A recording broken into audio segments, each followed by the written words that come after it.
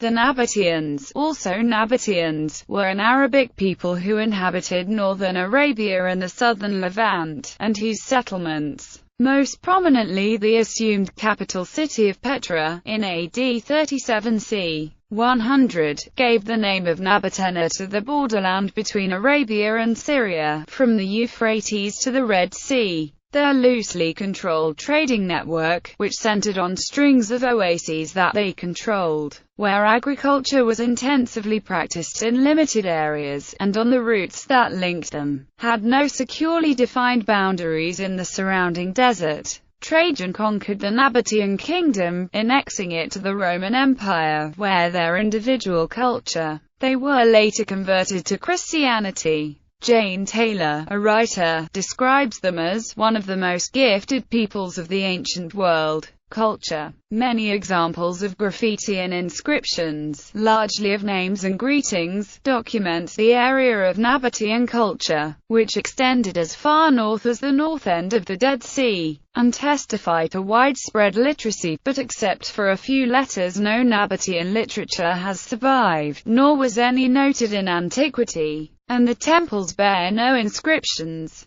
Onomastic analysis has suggested that Nabataean culture may have had multiple influences. Classical references to the Nabataeans begin with Diodorus Siculus. They suggest that the Nabataeans' trade routes and the origins of their goods were regarded as trade secrets, disguised in tales that should have strained outsiders' credulity. Diodorus Siculus described them as a strong tribe of some 10,000 warriors, preeminent among the nomads of Arabia, eschewing agriculture, fixed houses, and the use of wine, but adding to pastoral pursuits a profitable trade with the seaports and frankincense, myrrh and spices from Arabia Felix, as well as a trade with Egypt in bitumen from the Dead Sea. Their arid country was their best safeguard, for the bottle-shaped cisterns for rainwater which they excavated in the rocky or clay-rich soil were carefully concealed from invaders. Religion. The extent of Nabataean trade resulted in cross-cultural influences that reached as far as the Red Sea coast of southern Arabia. The gods worshipped at Petra were notably Deshera and Al-Uzza. The Nabataeans used to represent their gods as featureless pillars or blocks. Their most common monuments to the gods, commonly known as god blocks, involved cutting away the whole top of a hill or cliff face so as to leave only a block behind. However, the Nabataeans became so influenced by other cultures such as those of Greece and Rome that their gods eventually became anthropomorphic and were represented with human features. Origins. The brief Babylonian captivity of the Hebrews that began in 586 BC opened a minor power vacuum in Judah, and as Edomites moved into open Judean grazing lands, Nabataean inscriptions began to be left in Edomite territory. The first definite appearance was in 312–311 BC. when they were attacked at Sela or perhaps Petra without success by Antigonus I's officer Athenaeus as part of the Third War of the Diadochi. At that time Hieronymus of Cardia, a Seleucid officer, mentioned the Nabataeans in a battle report. About 50 BC, the Greek historian Diodorus Siculus cited Hieronymus in his report, and added the following: just as the Seleucids had tried to subdue them, so the Romans made several attempts to get their hands on that lucrative trade. The Nabataeans had already some tincture of foreign culture when they first appear in history. That culture was Aramaic. They wrote a letter to Antigonus in Syriac letters, and Aramaic continued to be the language of their coins and inscriptions when the tribe grew into a kingdom, and profited by the decay of the Seleucids to extend its borders northward over the more fertile country east of the Jordan. They occupied Haran, and in about 85 BC their king Artaeus III became lord of Damascus and Coel Syria. Nabataeans became the Arabic name for Arameans, whether in Syria or Iraq. A fact which was thought to show that the Nabataeans were originally Aramean immigrants from Babylonia. Proper names on their inscriptions suggest that they were ethnically Arabs who had come under Aramaic influence. Starkey identifies the Nabataeans of southern Arabia as their ancestors. However, different groups amongst the Nabataeans wrote their names in slightly different ways. Consequently, archaeologists are reluctant to say that they were all the same tribe, or that any one group is the original Nabataeans. Various native homelands were suggested for the Nabataeans, such as northern Arabia and the northeast of the Arabian Peninsula, based on a probable similarity between the names of deities which were worshipped in those areas, and similarities between the inscriptions of some other Arab groups who inhabited the southern half of ancient Mesopotamia. Professor Fergus Miller of Oxford University described these theories above as conjecture. In 1997, a group of scholars of the University of Exeter in England made a critical review of all these theories in a multi-volume study, arguing that the original homeland of Nabataeans was to the south of Al-Jawf province. Language. The language of the Nabataean inscriptions, attested from the 2nd century BC, shows a local development of the Aramaic language, which had ceased to have super-regional importance after the collapse of the Achaemenid Empire. The Nabataean alphabet itself also developed out of the Aramaic alphabet.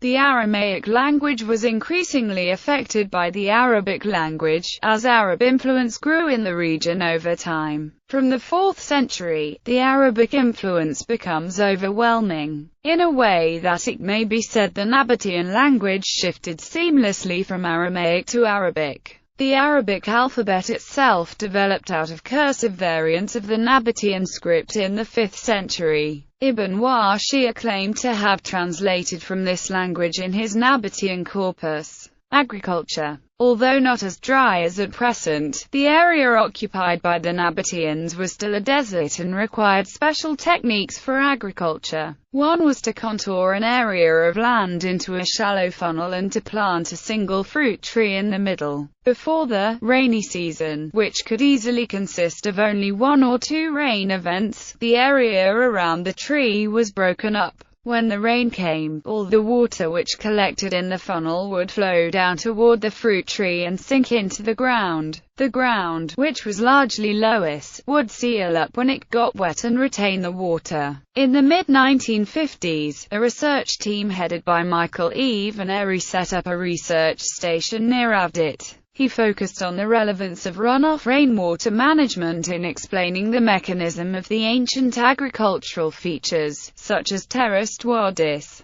channels for collecting runoff rainwater, and the enigmatic phenomenon of Tulilat el-Anab. Veneri showed that the runoff rainwater collection systems concentrate water from an area that is 5 times larger than the area in which the water actually drains. Another study was conducted by Y. Kader in 1957, which also focused on the mechanism of the agriculture systems, but he studied soil management, and claimed that the ancient agriculture systems were intended to increase the accumulation of loess in wadis and create an infrastructure for agricultural activity. This theory has also been explored by Professor E. Marza, of the Weizmann Institute of Science. Hellenistic and Roman periods. Petra was rapidly built in the 1st century BC in Hellenistic splendor, and developed a population estimated at 20,000. The Nabataeans were allies of the first Hasmoneans in their struggles against the Seleucid monarchs.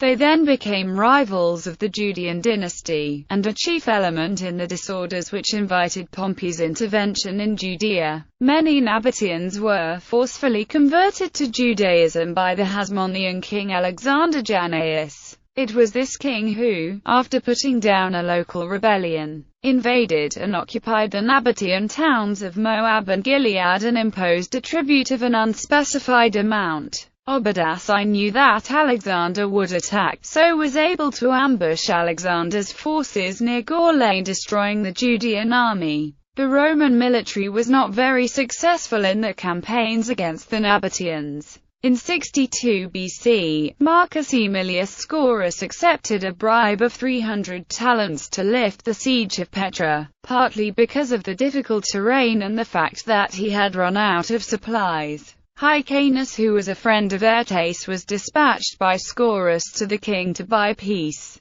In so obtaining peace, King Airtas retained all his possessions, including Damascus, and became a Roman vassal. In 32 BC, during King Malichus II's reign, Herod the Great started a war against Nabataeans with the support of Cleopatra. The war started with Herod's army plundering Nabataeans and with a large cavalry force, and the occupation of Dium. After this defeat, the Nabataean forces amassed near Canatha in Syria, but were attacked and routed. Athenians sent Canathans to the aid of the Nabataeans, and this force crushed Herod's army, which then fled to Ormyza. 1 year later, Herod's army overran Nabataeans. After an earthquake in Judea, the Nabataeans rebelled and invaded Israel. But Herod at once crossed the Jordan River to Philadelphia, and both sides set up camp. The Nabataeans under Elthemus refused to give battle, so Herod forced the issue when he attacked their camp. A confused mass of Nabataeans gave battle but were defeated. Once they had retreated to their defenses, Herod laid siege to the camp, and over time some of the defenders surrendered. The remaining Nabataean forces offered 500 talents for peace, but this was rejected. Lacking water, the Nabataeans were forced out of their camp for battle, but were defeated in this last battle. An ally of the Roman Empire, the Nabataean kingdom continued to flourish throughout the 1st century. Its power extended far into Arabia along the Red Sea to Yemen, and Petra was a cosmopolitan marketplace, though its commerce was diminished by the rise of the eastern trade route from Myus Hormuz to Coptos on the Nile. Under the Pax Romana they lost their warlike and nomadic habits, and were a sober, acquisitive, orderly people, wholly intent on trade and agriculture. The kingdom was a bulwark between Rome and the wild hordes of the desert, except in the time of Trajan, who reduced Petra and converted the Nabataean client state into the Roman province of Arabia Petraea. By the 3rd century, the Nabataeans had stopped writing in Aramaic and begun writing in Greek instead, and by the 5th century they had converted to Christianity. The new Arab invaders who soon pressed forward into their seats found the remnants of the Nabataeans transformed into peasants. Their lands were divided between the new Khatanite Arab tribal kingdoms of the Byzantine vassals, the Ghassanid Arabs, and the Himyarite vassals, the Kindar Arab kingdom in North Arabia. The city of Petra was brought to the attention of Westerners by the Swiss explorer Johann Ludwig Burckhardt in 1812. Archaeological sites: Petra and Little Petra in Jordan, Bosra in Syria, Madar in Salah in northwest Saudi Arabia, Shifta in the Negev desert of Israel, disputed as a Nabataean precursor to a Byzantine colony. Avdit in the Negev desert of Israel, Mumshit in the Negev desert of Israel, Halazar in the Negev desert of Israel, Dahab in South Sinai, Egypt, an excavated Nabataean trading port.